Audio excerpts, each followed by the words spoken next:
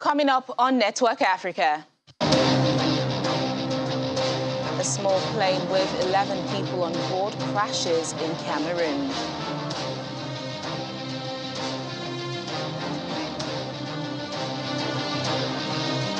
"48 people still missing following last month's deadly floods in KwaZulu-Natal, South Africa. Plus,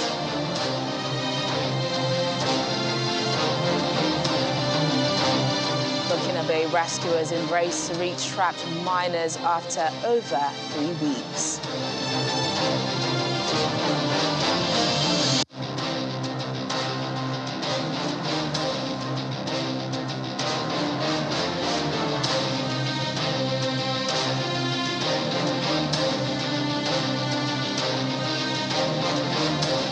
Hello and welcome to the program. I'm Tenyola Shoboale. We kick off today in Guinea, where the National Council of the Rally for Development has announced a transition period to civilian rule of 3 years or 36 months. The decision announced on Wednesday places the country at odds with regional partners and the United Nations, who have both called for a much shorter transition period. The head of the military junta, Colonel Mamadi Doumbouya, had previously set the transition period at 39 months. He overthrew Alpha Condé in September 2021 and has since proclaimed himself as head of state. Colonel Doumbouya also pledged to hand over power to elected civilians. Like Mali and Burkina Faso, two other countries in the region where the military seized power, Guinea has been suspended from the Economic Community of West African States, ECOWAS.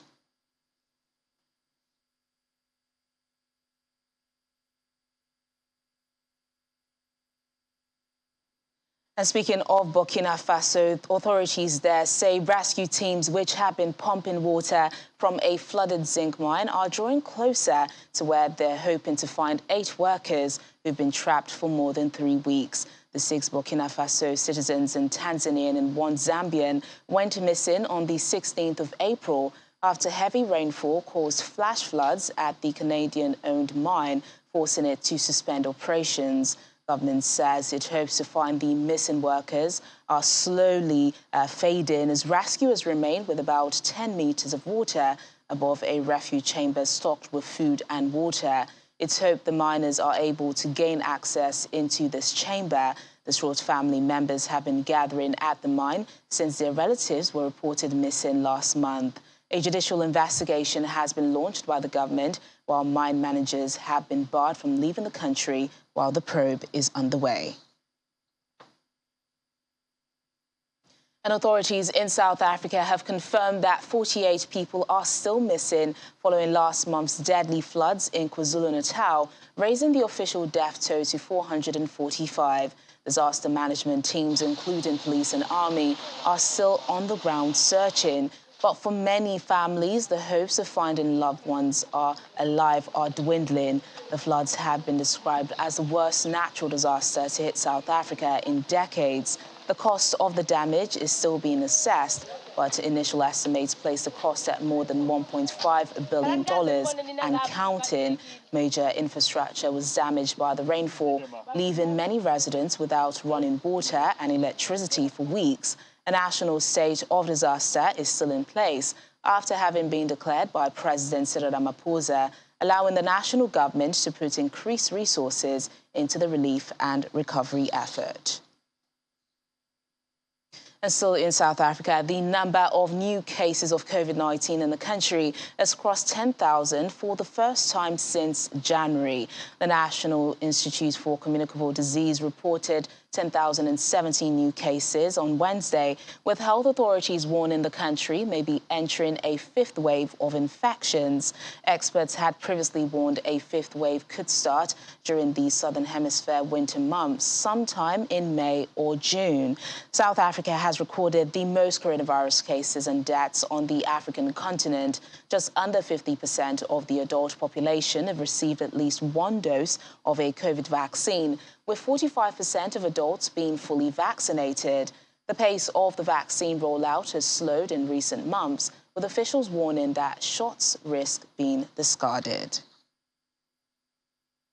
And a residential property belonging to the federal government in the watercloak suburb of Pretoria, South Africa, is at the centre of an ownership tussle at the moment. The property, previously bought and occupied by the Voice of Nigeria, was handed to the Nigerian mission in Pretoria. However, a South African property businessman has allegedly hijacked the said property and has been renting the many units to which he broke it to tenants. He claims he bought the property in 2017 from directors of the Voice of Nigeria, whose passport numbers did not match the names. He has also failed to say to whom he paid for the property, with the recipients' receipts he has presented. Picking up from where his predecessors left off, Nigeria's High Commissioner to South Africa, Ambassador Mohammed Manta, says he will see the matter to a logical conclusion, not through the courts, but through the South African Department for International Relations and Cooperation. Personally, I do not think going to court is the only way we can get a result on this. We are, by Vienna Convention, entitled to absolute protection by the host authorities, and the Department of International Relations is obliged to protect Nigeria and protect Nigeria's property. And same with the property of South African government in Abuja, entitled to full diplomatic protection. In this regard, I wrote to DROUGHT to do the same, and I intend to also pursue it to a logical conclusion that the property be reverted back to its traditional owner and reparations paid by the culprits from 2019 to date, and also the defacing of the property by partitioning them illegally must be redressed so that the property be returned to its original form and its original standard.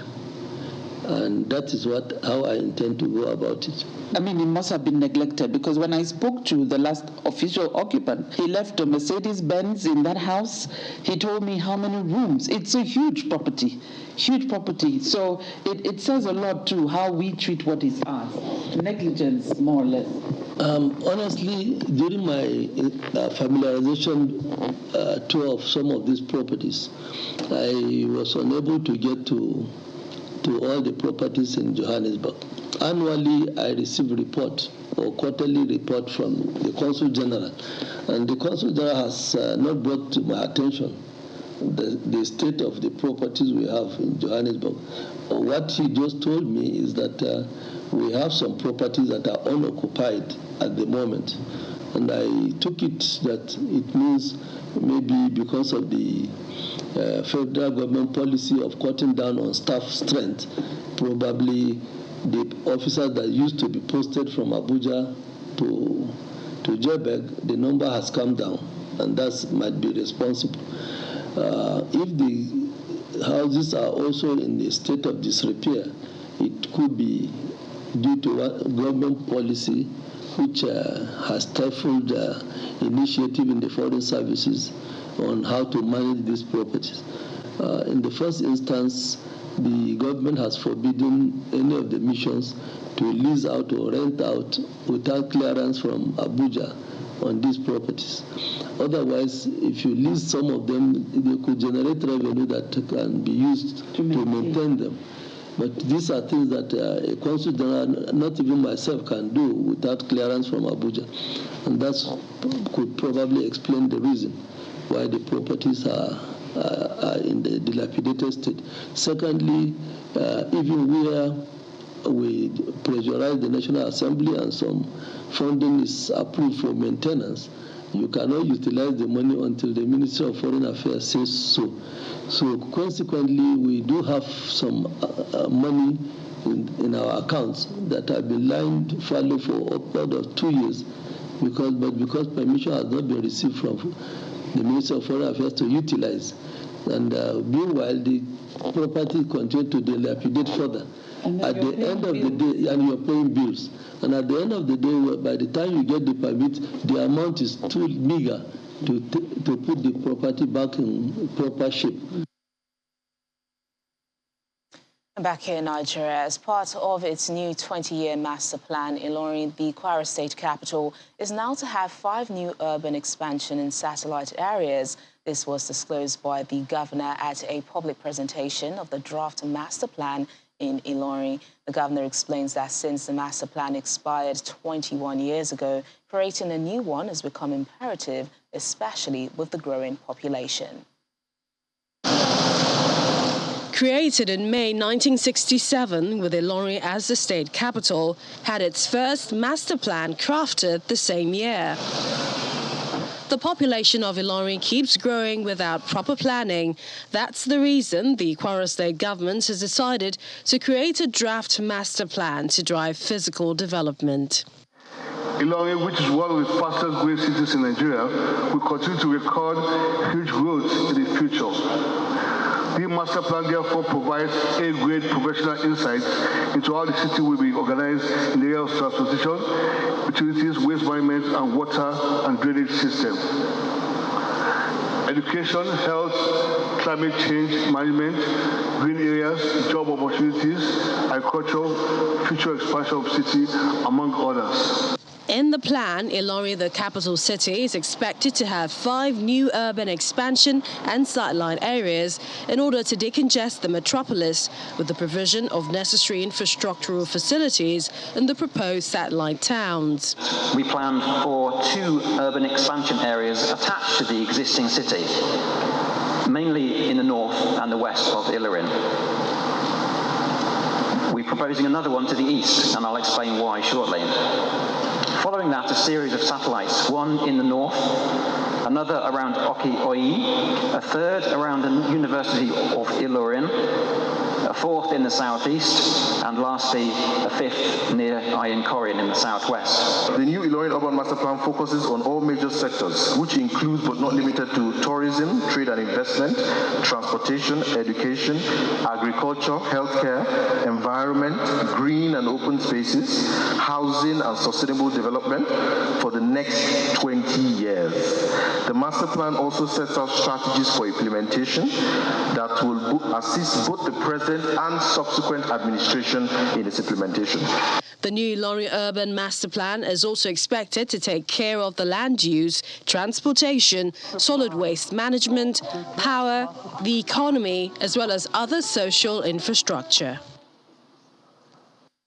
Away from West Africa, Ethiopia's government appointed human rights bodies accusing security forces and their allied armed men of killing 11 people and injuring at least 30 others in the country's eastern Somali region. This is said to have happened during a traditional ceremony to choose a new clan leader in March. Ethiopia's Human Rights Commission visited graves in the Gursum district and interviewed witnesses who spoke of excessive force used by security forces to disperse the gathering. The commission, which has recommended a criminal investigation on several occasions, has accused government troops and allied militias, as well as Tigrayan rebel fighters, of committing grave rights abuses in the country's war-hit northern regions.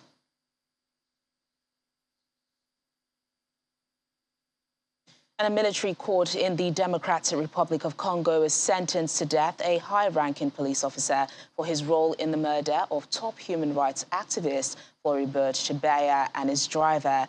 Mr. Chebeya led the Congolese charity The Voice of the Voiceless and was a critic of the government. He had received regular threats to his life during his career of more than 20 years. The court on Wednesday pronounced Christian Kenga guilty of murder, desertion and misappropriation of weapons and ammunition. Jacques Migabo, another police officer, was sentenced to 12 years, while Paul Mwalambwe, who had been a key witness in the trial, was acquitted.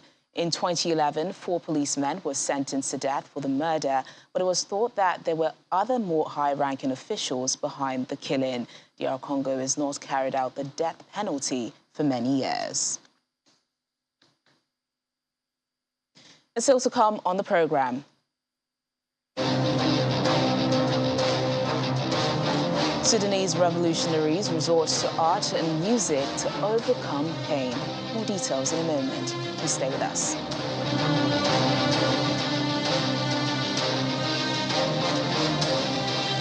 Thanks for staying with us. Somalia continues to suffer severe drought, even as the International Fund for Agricultural Development says in the last 2 months, things have become even worse. The drought and the war in Ukraine is having devastating impacts on farmers in the country. This has also led to hunger and hardship for farmers.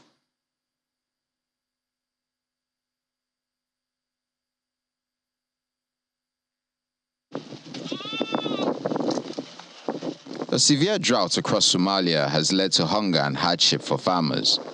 In the last 2 months, things have become even worse. The war in Ukraine has set fuel and fertilizer prices to go up by 40%. The double impact of both the drought and the war has led to a dramatic loss in earnings. As farmers, we have been adversely affected by the drought. The wells we used to irrigate our farms have dried up. Our farms are now at risk of being invaded by wildlife. They too are affected by the drought, so they come looking for pasture. We have lost many crops we were hoping to harvest. The repercussions of the war are being seen most acutely in the Horn of Africa, Sahel, Southern Africa, and countries in the Near East and Central Asia.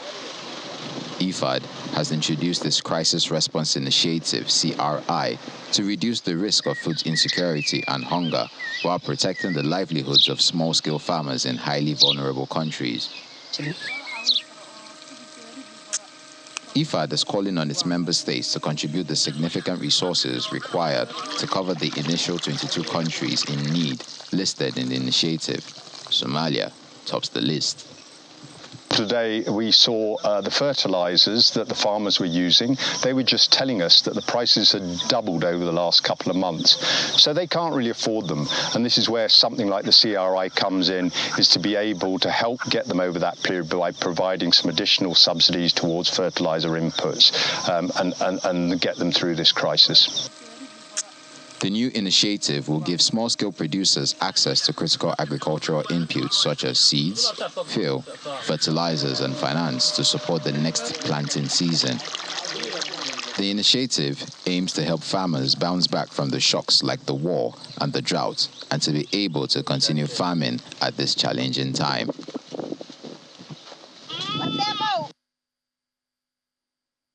Back in West Africa, Ghana's consumer price inflation rate has hit 23.6%, a sharp rise from 19.4% in March.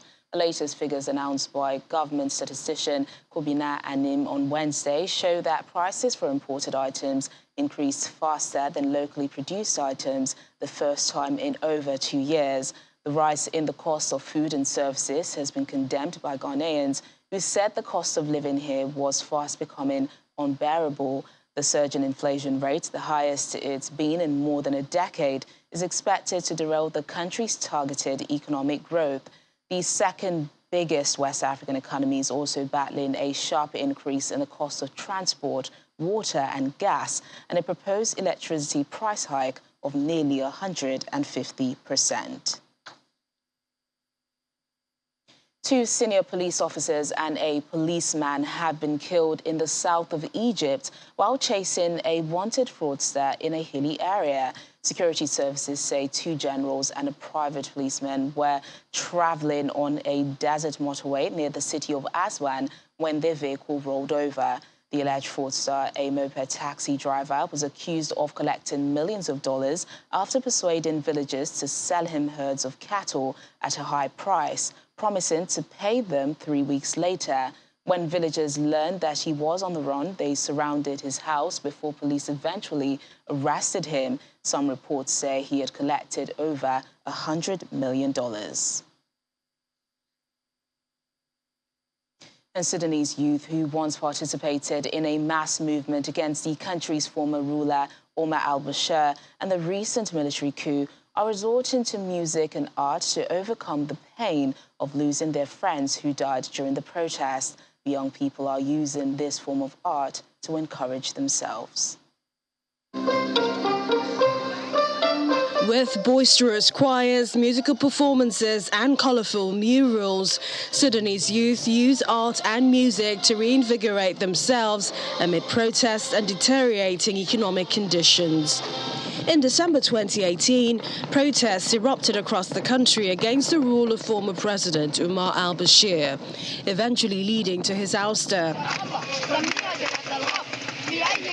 More recently, protests returned to the streets after a military coup that threw the country into a prolonged political crisis last year. According to the Central Committee of Sudanese Doctors, nearly 95 protesters died since October 25 military coup, causing a devastating toll on the morale of many young Sudanese activists. We are still able to make people happy, to give even a small bit of hope through art, to deliver our message and make people listen to us. Violinist Hossam Abdel Salam performs regularly in a cultural cafe where he encourages his audience to sing patriotic songs during his performances. I'm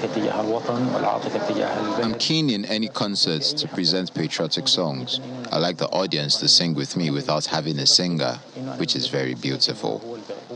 Meanwhile, artist Ghassan Balula is painting murals in a school that was once used by Sudanese security to briefly detain women street sellers during routine raids conducted during Bashir's rule. The school is part of the awareness of upcoming generations. Despite the situation in the country, many youth still continue to engage in artistic activities to overcome sorrow and to spread positive messages among the Sudanese people. And now a small passenger plane carrying 11 people has crashed in a forest in central Cameroon, and rescue efforts are underway to locate possible survivors. The Transport Ministry said the cause of the crash and the identity of those on board are not clear yet. According to local media reports, the aircraft was flying from Yaoundé Airport to Belabo in the east of the country when air traffic services lost radio contact. Following an air and ground search, the aircraft was found in a forest not far from Nanga Eboko, around 150 kilometers northeast of the capital. The crash is the first major industry incident reported in Cameroon since 2007, when a Kenya Airways plane carrying 114 people crashed after takeoff from Douala, killing everyone on board.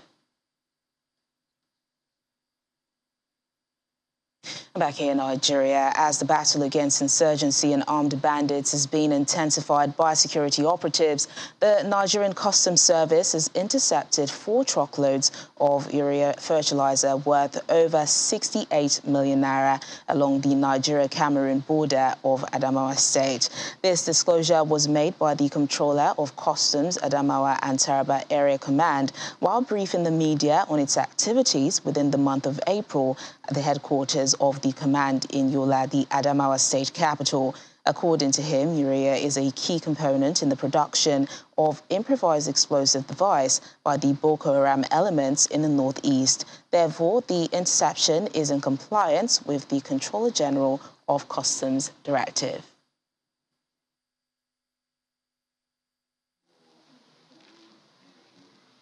The command, in collaboration with other custom units operating in the command, like CIU, Federal Operations Strike Force, SIS, and with actionable information from Patriotic Nigeria, was able to record 10 seizures in April 2022 alone, with a duty paid value of over 68 million.